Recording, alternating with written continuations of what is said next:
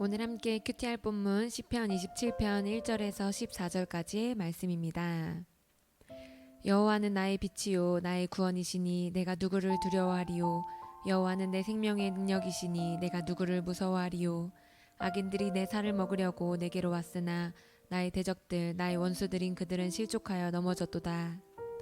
군대가 나를 대적하여 진칠지라도 내 마음이 두렵지 아니하며 전쟁이 일어나 나를 치려할지라도 나는 여전히 태어나리로다.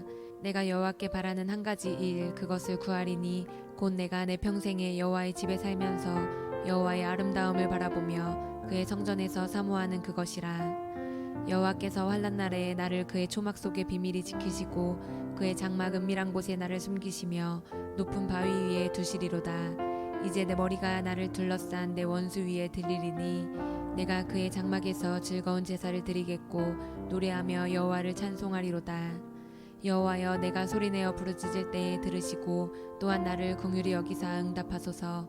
너희는 내 얼굴을 찾으라 하실 때에 내가 마음으로 주께 말하되 여호와여 내가 주의 얼굴을 찾으리이다 하였나이다. 주의 얼굴을 내게서 숨기지 마시고 주의 종을 노하여 버리지 마소서.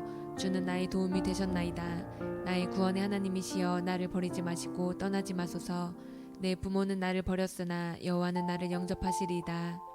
여호와여 주의 도를 내게 가르치시고 내 원수를 생각하셔서 평탄한 길로 나를 인도하소서. 내 생명을 내 대적에게 맡기지 마소서. 위증자와 악을 토하는 자가 일어나 나를 치려 함이니이다. 내가 산 자들의 땅에서 여호와의 선하심을 보게 될 줄 확실히 믿었도다. 너는 여호와를 기다릴지어다. 강하고 담대하며 여호와를 기다릴지어다. 아멘. 오늘 본문은 우리가 지금까지 나눈 것처럼 대적들의 공격으로 인한 위기 속에서 다윗이 비탄하며 하나님께 구원을 호소하는 시입니다. 오늘 본문을 자세히 살펴보면 다윗은 대적들에게 쫓김을 당하고 있었기 때문에 여호와의 집 바깥으로 쫓겨난 상태였습니다. 게다가 부모와 가족과도 이별하였고 또한 위증하는 자들에게 시달리고 있는 상황이었습니다. 그래서 혹자들은 아들 압살롬과 그의 추동자들로부터 쫓기고 있을 때 이 시를 썼을 것이라고 추정하곤 합니다. 이런 위기의 상황 속에서 다윗은 언제나 그리하였듯이 가장 먼저 하나님이 자신에게 어떤 존재인지를 고백합니다. 왜냐하면 하나님이 어떤 분인지 아는 것이 유일한 문제의 해결이자 구원의 키였기 때문입니다. 1절 말씀입니다. 여호와는 나의 빛이요 나의 구원이시니 내가 누구를 두려워하리요. 여호와는 내 생명의 능력이시니 내가 누구를 무서워하리요. 다윗은 하나님을 자신의 빛이요 구원이요 생명의 능력, 원어로 보면 피난처라고 선언하고 있습니다. 그리고 이 빛과 구원과 생명의 능력은 사실 다 같은 의미를 가진 단어입니다. 다윗은 어둠에 둘러싸여 있었습니다. 그 어둠은 그를 둘러싸고 공격하고 있는 그의 대적들이고 그들로 인한 사망의 두려움이었습니다. 그러나 다윗에게 하나님은 어둠과 같은 그들을 무찌르고 몰아내시는 빛과 같은 구원자였습니다. 그리고 죽음의 공포에서 그를 구원하여 생명과 평안을 주시는 생명의 공급자였습니다. 다윗은 절체절명의 위기 속에서 이것을 확신하였고 그래서 하나님을 찬양하고 있는 것입니다. 이렇게 하나님을 자신의 구원자로 신뢰하는 다윗은 그래서 놀라운 고백을 하고 있는 것을 보게 됩니다. 그 고백은 나는 두렵지 않다. 나는 무섭지 않다라는 고백입니다. 다윗은 오히려 이런 상황 속에서 태어나다고까지 고백하고 있습니다. 우리 3절 말씀입니다. 군대가 나를 대적하여 진칠지라도 내 마음이 두렵지 아니하며 전쟁이 일어나 나를 치려 할지라도 나는 여전히 태어나리로다. 요즘 러시아와 우크라이나의 전쟁이 장기화되고 있습니다. 그래서 우크라이나에 살고 있는 시민들은 절대 평안할 수가 없다고 합니다. 늘 총성이 오가고 폭탄이 언제 자신의 집과 마을에 떨어질지 모르기 때문에 그들은 늘 두려움에 속해 살고 있습니다. 그런데 다윗은 이런 실제적인 전투의 상황 속에서 자신을 지켜주시는 하나님 때문에 두렵거나 무섭지 않고 오히려 태어나다고 고백하고 있는 것입니다. 이렇게 환난과 위기 속에서 하나님이 자신에게 어떤 분인지 확신하고 찬양한 다윗은 이어서 자신이 과거로부터 지금까지 계속해서 하나님께 간구해 왔던 한 가지 바람에 대해 노래하고 있습니다. 그것은 늘 하나님의 장막에 거하며 하나님의 아름다움을 바라보고 노래하는 것입니다.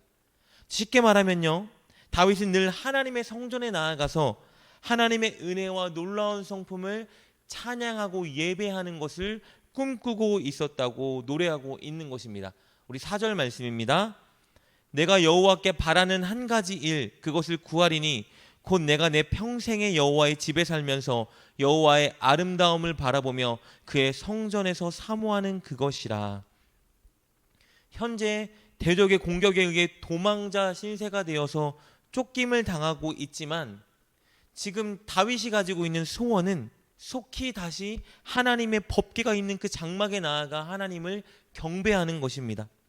그냥 단순히 지금 자신을 괴롭히고 있는, 힘들게 하고 있는 대적의 공격에서 벗어나는 것이 소원이 아니라, 그 공격에서 벗어난 후에 하나님의 전에 다시 나아가 하나님과 깊은 교제를 하는 것, 그리고 하나님을 마음껏 예배하는 것이 다윗의 소원인 것입니다.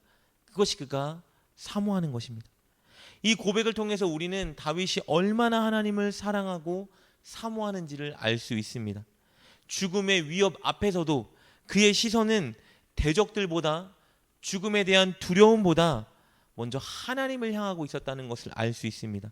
하나님의 도움, 하나님의 아름다운 성품, 그리고 그 하나님을 예배하며 하나님과 교제하는 그것이 그의 마음과 시선을 사로잡고 있는 것이었습니다. 그래서 눈앞에 펼쳐진 두려움을 극복할 수 있었던 것입니다. 다윗은 그가 구원을 받고 그 후에 하나님이 계신 처소에 속히 나아가는 그 순간을 상상하고 있었습니다. 하나님께 즐거운 제사를 드리고 하나님을 찬송하며 경배하는 그 순간을 그는 소망하고 기대하고 있었던 것입니다. 우리 6절 말씀입니다. 이제 내 머리가 나를 둘러싼 내 원수 위에 들리리니 내가 그의 장막에서 즐거운 제사를 드리겠고 노래하며 여호와를 찬송하리로다. 그래서 다윗은 현재 그의 눈앞에 닥친 두려움과 무서움을 뛰어넘을 수 있었던 것입니다. 이렇게 속히 대적의 손에서 구원을 받고 그들에게 승리하여 하나님의 임재가 있는 장막으로 돌아가 하나님을 찬양하고 하나님과 깊은 교제할 것을 늘 바라보고 있었기 때문에 이 위기 속에서 희망의 노래를 부를 수 있었던 것입니다.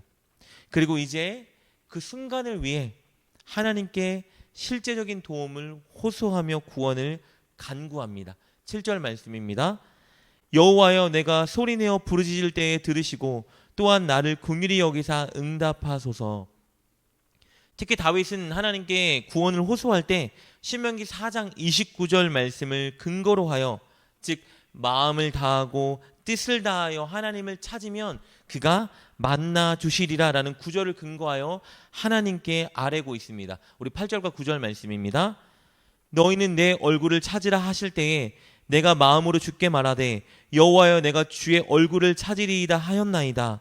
주의 얼굴을 내게서 숨기지 마시고 주의 종을 놓아여 버리지 마소서. 주는 나의 도움이 되셨나이다. 나의 구원의 하나님이시여, 나를 버리지 마시고 떠나지 마소서.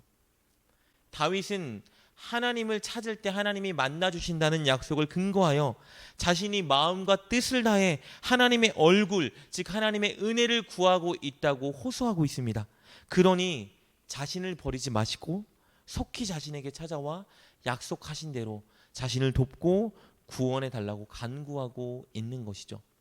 이렇게 하나님께 간절히 간구한 후에 다윗은 언제나 그랬던 것처럼 이제 하나님께서 자신의 간구를 듣고 응답할 것을 확신합니다. 그래서 마지막에 구원의 찬송을 하나님께 올려드리고 있습니다. 13절과 14절 말씀입니다. 내가 산 자들의 땅에서 여호와의 선하심을 보게 될 줄 확실히 믿었도다. 너는 여호와를 기다릴지어다. 강하고 담대하며 여호와를 기다릴지어다. 오늘 본문을 통해서 다윗은 우리가 환난과 고난 중에 있을 때에 무엇을 바라보아야 하는지 가르쳐주고 있습니다. 우리는 지금 우리에게 닥친 어려운 문제와 그로 인한 두려움, 괴로움 그 자체를 바라볼 것이 아니라 그것을 해결해 주실 하나님을 바라보아야 합니다. 그렇다면 위기 속에서 하나님을 바라보는 가장 좋은 방법은 무엇일까? 다윗이 보여주고 있습니다. 그것은 예배를 통한 하나님과의 깊은 교제, 그것을 기대하고 사모하는 것입니다. 온 마음으로 하나님께 감사를 고백하고 찬양하는 그 시간, 하나님의 말씀을 듣고 그 말씀대로 살겠노라고 결단하는 그 순간, 우리 마음의 모든 문제를 하나님 앞에 털어놓고 간구하는 그 시간, 그 예배의 시간을 우리가 사모해야 하는 것입니다. 그 예배를 통해 하나님을 만나고 하나님과 교제하고 하나님과 더 가까워지는 것을 상상하고 소원해야 하는 것입니다. 그럴 때 우리는 우리 앞에 펼쳐진 문제를 뛰어넘어, 괴로움과 두려움을 뛰어넘어 하나님을 바라볼 수 있게 되는 것입니다. 그럴 때 우리는 예배 중에 우리에게 찾아와 우리에게 평안과 구원을 주시는 하나님의 임재를 경험할 수 있는 것입니다. 그래서 결국 하나님을 더 바라볼 수 있게 되는 것이죠. 사랑하는 여러분, 예배를 통해 하나님과 깊은 교제에 들어갈 것을 상상하시고 소망하는 여러분 되길 축복합니다. 그리하여 늘 하나님께 시선을 집중하며 하나님을 예배하는 여러분 될 수 있기를 주님의 이름으로 축복합니다. 기도하겠습니다. 하나님, 우리가 문제 앞에서 주님께 시선을 고정하게 하여 주옵소서. 그것을 위해서 늘 예배를 통한 하나님과의 만남과 하나님과의 깊은 교제를 상상하고 소망하고 사모하게 하여 주옵소서. 그리고 늘 그렇게 예배 드릴 때 우리를 만나 주옵소서. 예수님의 이름으로 기도드립니다. 아멘. 오늘 말씀을 통해 깨닫고 결단한 것은 무엇입니까? 그것을 붙들고 하나님께 기도합시다. 그리고 그렇게 실천하며 하루를 살아가는 여러분 되시길 주님의 이름으로 축복합니다.